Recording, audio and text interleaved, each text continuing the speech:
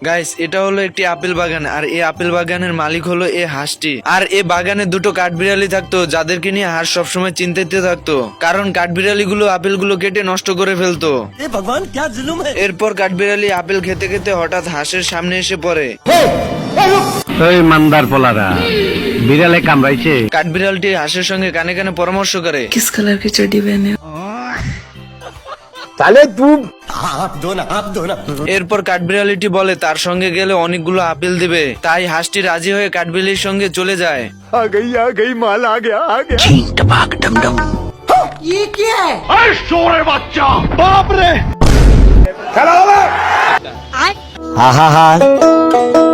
আমি পারি না আর পারি।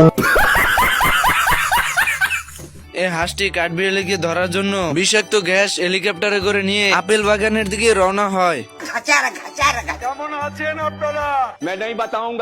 एक तेरा एक मेरा।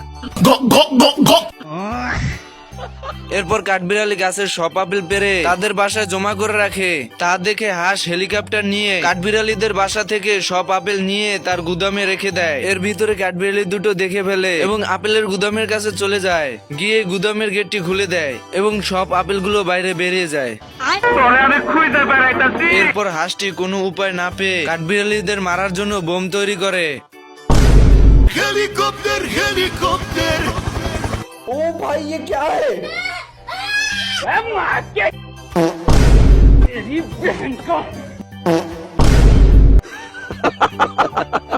अरे बड़ा कमजोर लेग पीस है।